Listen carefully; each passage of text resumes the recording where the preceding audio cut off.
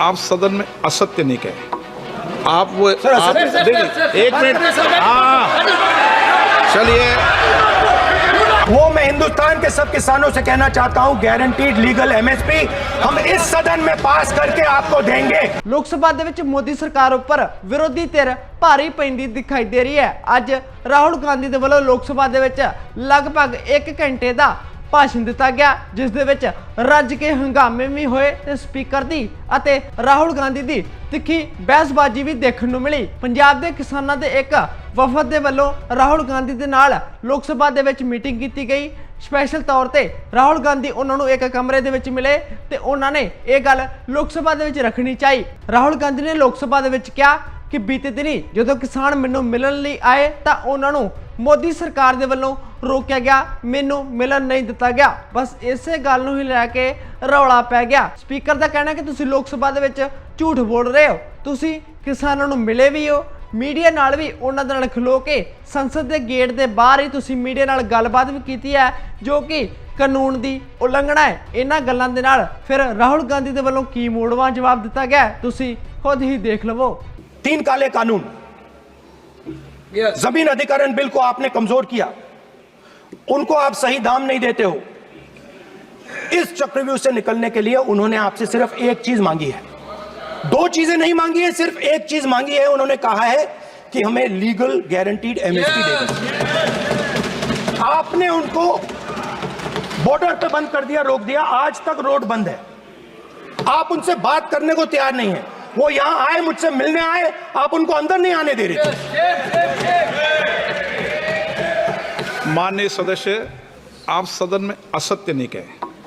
आप वो एक मिनट, हाँ चलिए, चलो,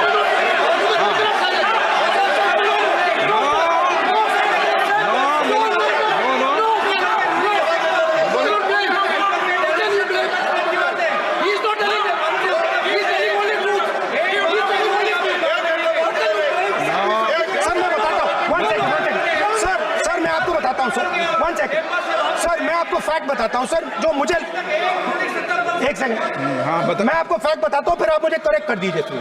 स्पीकर सर, फार्मर्स का डेलीगेशन नहीं सर, मैं आपको फैक्ट बताता हूं। पर आपके माननीय सदस्यों को कह दें वो सदन पर आरोप नहीं लगा है। रिपोर्ट से बोलता हूं मैं, बिना रिपोर्ट के नहीं बोलता हूं। बोलिए बोलिए, उनको बोलने दीजिए, उनको बोलने दीजिए, उनको बोलने दीजिए, आप बोलने दीजिए उनको, बोले वो बोले, बताएं वो बताएं, मैं बताऊंगा। Speaker sir 1 second, speaker sir मैं आपको बताता हूं जो मुझे मालूम है। स्पीकर सर मैं आपको बताता हूं, बैठिए। स्पीकर सर हुआ क्या, वहां पे सर मुझसे मिलने एक फार्मर का डेलीगेशन आया। मुझे बताया गया कि फार्मर के डेलीगेशन को अंदर नहीं आने देंगे।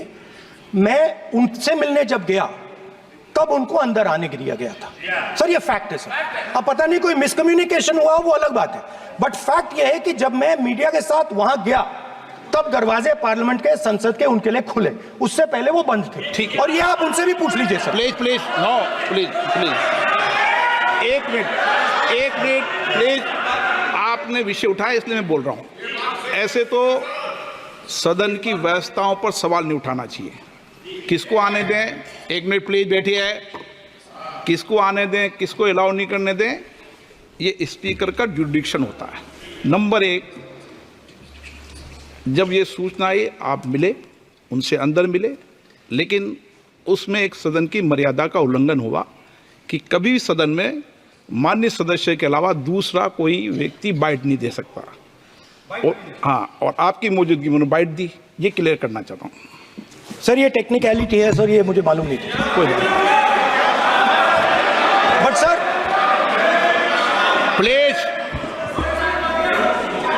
नो, माननीय आप मत बोलिए, आपके नेता बोल रहे हैं।